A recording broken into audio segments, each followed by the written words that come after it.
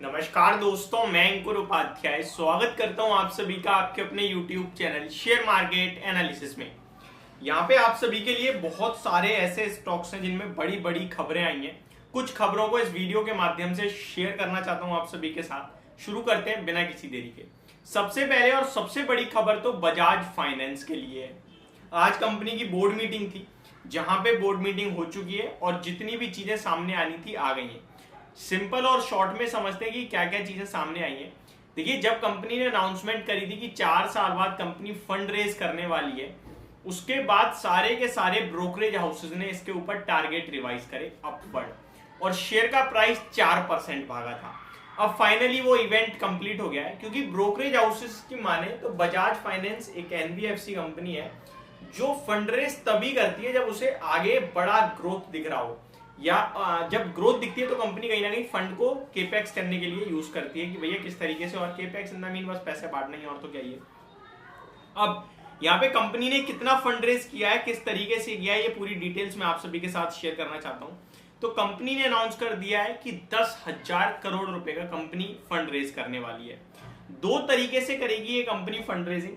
पहला QIP यानी qualified institutional placements के द्वारा, क्वालिफाइड इंस्टीट्यूशन प्लेसमेंट के द्वारा, जहां पे कंपनी 8,800 करोड़ रुपए जुटाएगी। और दूसरा प्रेफरेंशियल बेसिस पे अपनी ही प्रमोटर जो कंपनी है बजाज फिनसर्व, उनको कुछ प्रेफरेंशियल अलॉटमेंट दिया जाएगा, उससे 1,200 करोड़ रुपए जुटाएगी कंपनी। तो ये दो तरीके हैं कंपनी के, और टोटल 10,000 करोड़ रुपए समथिंग जुटाने वाली है। Preferential issue of up to 15.5 lakh warrants convertible into equivalent number of equity shares. तो ये कंपनी ने कहा है कि लगभग 15.5 लाख वारंट्स दिए जाएंगे जो कि कन्वर्टेबल है इक्विटी शेयर्स के रूप में, ठीक है जी, जिससे 1,200 करोड़ रुपए कंपनी जुटाने वाली है। तो ये दो तरीके हैं कंपनी के फंड रेजिंग के। तो ये तो हो गया बजाज फाइनेंस। अब आ जाते हैं अगले स्टॉक की तरफ, अदानी विलमार की तरफ से। पूरी वीडियो वैसे तो मैंने शूट ही कर दी है। सिंपल और सरल भाषा में बोलूं तो वॉल्यूम 11% बढ़े हैं साल दर साल, लेकिन सेल 13% घट गई है। सेल इसलिए घटी है क्योंकि जो प्राइजेस हैं वो काफी हेविली नीचे आए हैं लास्ट ईयर के कंपैरिजन में। तो ये अपडेट आई है। Next stock, ICC world cup start हो गया है आज से, जिसके चलते जोमेटो, रेस्टोरेंट ब्रांड एशिया, ये काफी तेजी में आए हैं आज। जोमेटो को लेकर काफी सारे लोग एग्रेसिवली खरीदारी करने की बात कर रहे हैं और कमेंट बॉक्स में कमेंट भी कर रहे हैं। 5% भागा है शेयर, 105.40 रुपए में बंद हुआ है। देखिए, वही शेयर है जो मैंने आप सभी के साथ 63 रुपए पे शेयर किया था। आज आप 105 रुपए पे भी लेने को तैयार हो, और ये शेयर ऊपर भी जाएगा, क्योंकि लास्ट Q1 में आपने देखा एबिटा लेवल पे कंपनी ने 2 करोड़ का मुनाफा ही पेश करा था। अगर इस Q2 में रिजल्ट्स अच्छे आ गए तो ये सीधे 125-130 हो जाएगा। लेकिन Q2 में लॉस आ गया तो ये समझ लेना कि वो वनडे वंडर मान लिया मार्केट ने, और फिर मार्केट इसे पनिश कर सकता है। तो अभी इफ और वट काफी सारे हैं, तो मैं यही कहूंगा अगर किसी के पास है अपनी बाइंग के हिसाब से एसएल रखे, कोई फ्रेश एंट्री लेना चाहता है तो यार 100 रुपए के करीब जस्ट मतलब ठीक रहेगा। ये थोड़ा सा भाव महंगा दिख रहा है 5-7%, तो ये मेरी तरफ से मेरी राय होगी।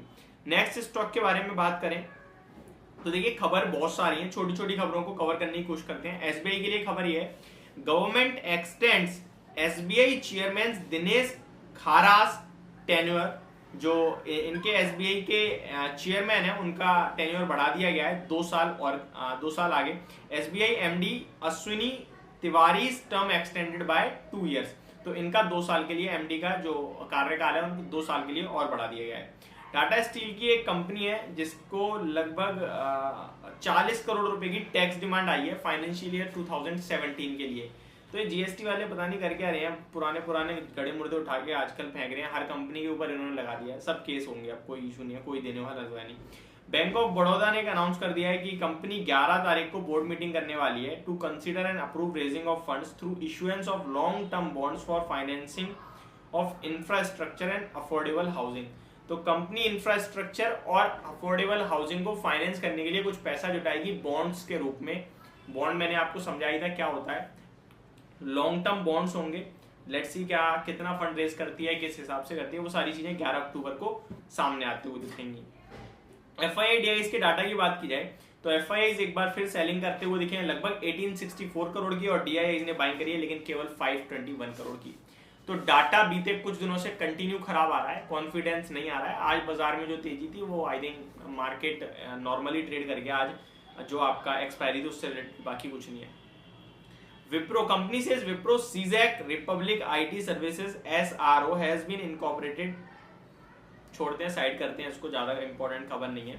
Glenmark pharmaceuticals company to seek shareholders nod for sale of equity share of Glenmark life sciences. जो खबर अभी रिसेंटली थी, ग्लेनमार्क लाइफ साइंस में उन्होंने बेचा है, तो शेयर होल्डर्स का कहीं ना कहीं नोट रह गया है, अप्रूवल वगैरह, तो वो लेते हुए दिखेगी कंपनी बेचने के लिए. बस इतनी ही खबरें हैं. बाकी एक्सोनेबल को भी एक डिमांड नोटिस आ गया है.